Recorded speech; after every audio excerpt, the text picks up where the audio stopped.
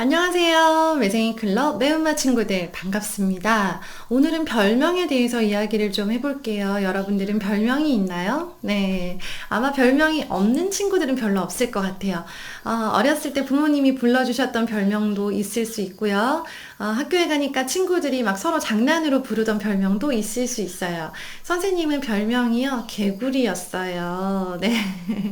왜 그럴까요? 선생님 지금은 그렇게 크지 않은데 어렸을 때는 얼굴이 좀 작으면서 살이 별로고 엄청 꽉 말랐었거든요. 키가 엄청 작고 우리 반에서 제일 키가 작고 몸무게가 제일 적게 나가는, 그래서 꽉 말라갖고 얼굴에 이렇게 눈이 이렇게 컸어요. 그래서 친구들이 개구리 왕눈이 같다고 놀렸어요. 그래서 개구리라는 별명이 있었고요. 키가 작은데 개구리니까 사람들이 새끼 개구리라고 하기도 하고, 사실 개구리는 어렸을 때 개구리가 아니라 올챙이인데, 그죠? 그런데 가만 생각해보면 올챙이는 또 눈이 그렇게 크지 않아요. 개구리가 되면서 눈이 많이 커진 케이스죠. 그쵸? 네. 어쨌든 선생님은 아기 개구리, 새끼 개구리, 뭐 그런 별명이 좀 있었어요.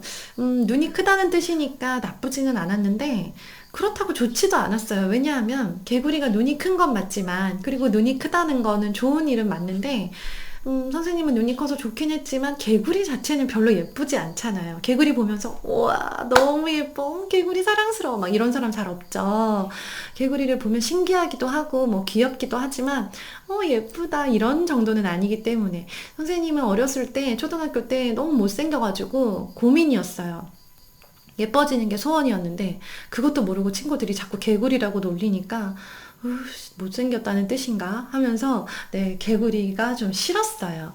우리 친구들 별명이 있을 텐데요. 별명을 보면 친구들이 좋아하는 별명도 있고, 이렇게 선생님의 개구리처럼 좋아하지도 싫어하지도 않는 별명이 있고, 또 들으면 엄청나게 싫어하는 별명도 있어요. 예를 들어서 선생님이 교실에서 많이 친구들이 별명 때문에 싸우는 걸 봤는데요. 좀 몸이 통통한 친구들 있죠. 그러면 우리 뭐라고 놀려요? 돼지, 그죠? 삼겹살, 오겹살, 막 이렇게 놀리죠. 그쵸? 그리고 그 친구가 만약에 얼굴이 좀 까무잡잡해요. 그러면 아프리카 사람이라고 놀리고, 껌둥이라고 놀리고, 막 그렇게 외모를 가지고 그 친구를 좋게 말하는 게 아니라 나쁘게 말하는 외모, 그런 별명도 많아요. 그쵸? 그래서 그런 별명은 마음이 엄청 상해요. 들으면 기분 되게 나쁘죠. 반대로 좋은 별명도 있어요. 예를 들어서 내가 굉장히 똑똑한 친구라면, 아는 게 많다면 똑똑 박사님이라는 별명이 붙을 수도 있고요. 그쵸? 네. 그리고 너 우리 반 반장인데 와 진짜 너 반장 역할 되게 잘한다. 그래서 막 대통령이라는 별명을 붙이는 친구들도 있을 거예요. 그리고 내가 싫어하는데도 계속 그 별명을 부르는 친구도 있고, 그래서 화나본 경험도 있을 거고요. 내가 좋아하는 괜찮은 별명이 있는데 굳이 더 나쁜 별명을 붙이는 친구도 있어요. 그쵸? 이름을 가지고 놀리는 친구도 있고, 내 생긴 모습을 가지고 놀리는 친구도 있고, 네, 여러 가지로 내 별명을 가지고 막 장난을 치는데요. 오늘은 내 별명을 불러도 되는지 안 되는지에 대해서 내 생각을 한번 적어보도록 할게요. 두 가지로 나뉘겠죠. 별명을 불러도 괜찮다고 생각합니다. 라는 첫 번째 글이 가능하고요. 두 번째 글은 저는 별명을 부르는 걸 금지해야 한다고 생각합니다.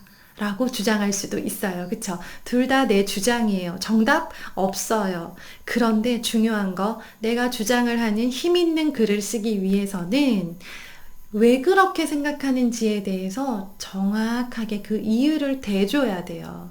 이유도 없이 별명을 부르지 않았으면 좋겠습니다.